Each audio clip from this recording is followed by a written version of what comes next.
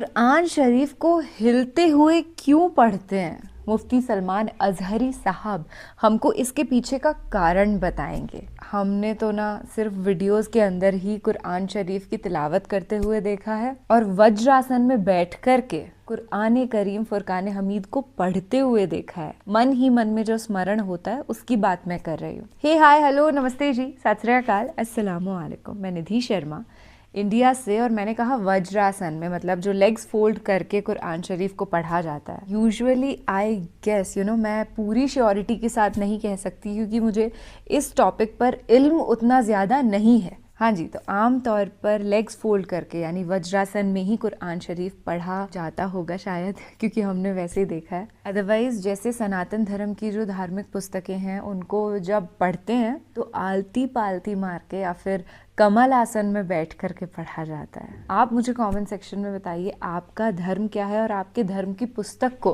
किस तौर तरीके से पढ़ा जाता है। फिलहाल तो हमें अजहरी साहब जो हमारे ये डाउट्स चल रहे हैं क्लैरिफाई कर ही देंगे, और कोई ना कोई साइंटिफिक कारण तो होता ही होगा जिस वजह से हिल हिल करके कुरान शरीफ पढ़ा जा रहा है। और मैंने एक ऐसा स्टेटमेंट भी मेरे मुस्लिम भाई से सुना है कि जब इस आसमानी किताब को बंदा पढ़ता है ना तो वो खुद एक नेचुरली झूमता है, यूं मानो कि अल्लाह सुब्हान व तआला के प्यार में वो झूम उठता है। बाकी हम कोई एक्सपर्ट तो है नहीं, जो एक्सपर्ट साहब हैं मुफ्ती जी, उन्हीं से लॉजिकल तथ्य सुन लिया जाए। हमारे एक उस्ताद थे, बुजुर्ग उस्ताद, वो फरमाते थे हाफिजों को आप देखें कभी ये तिलावत करते हैं या पढ़ते हैं, कुरान पढ़ते हैं, मदरसों में ख़ास तौर पर जा कर के देखें, इनके याद करने का तरीका हमको किसी ने ना बताया और ना हमने कभी शागिर्दों को ये कहा कि यूं यूं याद करो, यासीन वल कुरानिल हकीम। ये क्या है झूमना? ना हमको कभी किसी उस्ताद ने सिखाया था कि झूम झूम के पढ़ना चाहिए, ना हमने कभी किसी से कहा। लेकिन जाओ किसी भी मदरसे में ये बताया नहीं जाता है झूम झूम करके याद कर, वो खुद ही झूमते रहते हैं। आप अपने घर का बच्चा लाकर हमारे मदरसे में बिठाओ, 4 दिन के बाद वो झूमना ना शुरू करे तो मुझसे पूछो। अगर कुरान पढ़ने के लिए उसको बिठाया जाए तो वो झूमने लगेगा। यासीन वल कुरानिल हकीम इन्नका लमिनल मुरसलीन। ये मुंडी हिलती क्यों है?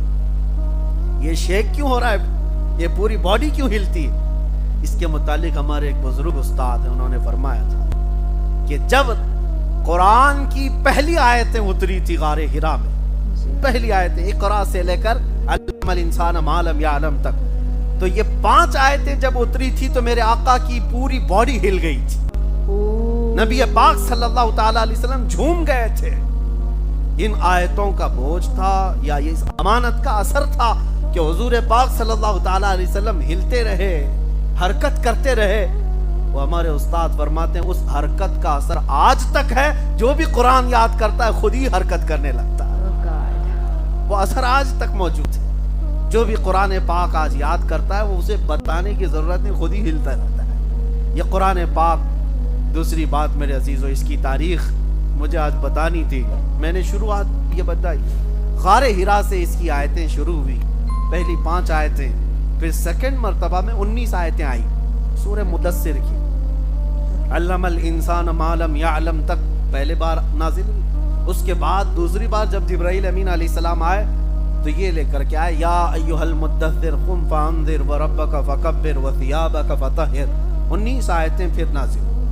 उसके बाद फिर कुरान में जो आज तरतीब है, आप ये सोच सकते हैं कि पहले वहाँ की 5 आयतें, फिर सूरह मुदस्सिर की 19 आयतें। नाजिल होने की तरतीब बहुत अलग है। कुरान के नाजिल होने की तरतीब बहुत अलग है।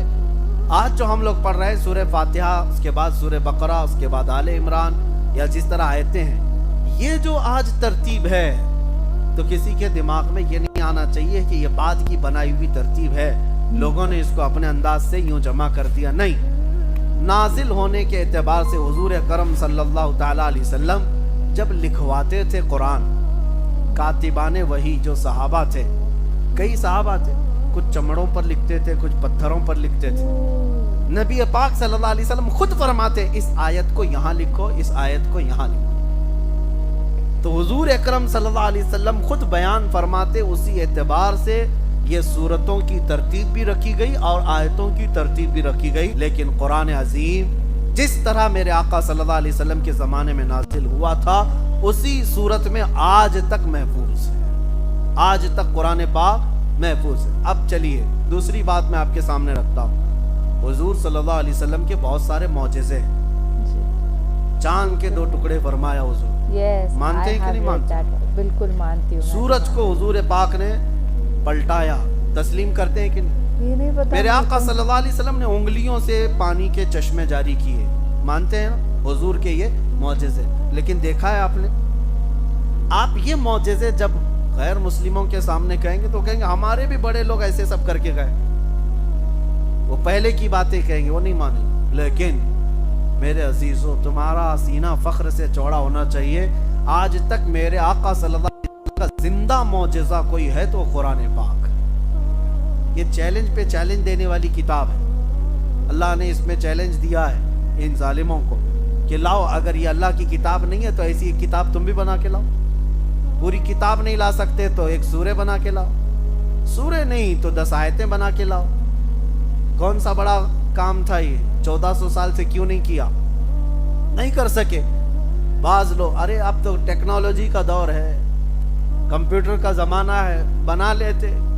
کرائے کے لوگوں کو بٹھا کر کے عربی ادھر سے ادھر کر کے ایک کتاب بنا لیتے. نہیں بنا سکتے، کیونکہ قرآن صرف عربی لکھنے کا نام نہیں ہے. قرآن کی ایک ایک آیت معجزہ ہے. کیا بات، ایک ایک آیت معجزہ ہے. قرآن 1400 سال پہلے خبریں دے رہا ہے، آج وہ چیزیں واقع ہو رہی ہیں.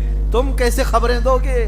تم کیسے خبریں دو گے؟ ایگزامپل ہے. آج خبریں دو گے کہ 1400 اب اور زمانہ 40 سال کے بعد ایسا ہوگا. اٹکل پچھو تو مار سکتے ہو، لیکن قرآن جو ہے وہ حقانیت اور صداقت کی بات کرتا ہے. اٹکل پچھو، صداقت کی بات کرتا ہے. یہ چیزیں کہاں سے لائیں گے آپ؟ میرے عزیزوں، میں آج آپ کو قرآن کی طرف راغب کرنے کے لیے ایک بات اور بھی کہہ دوں. دنیا میں تمہارا امتحان ہوگا، تمہیں آزمایا جائے گا.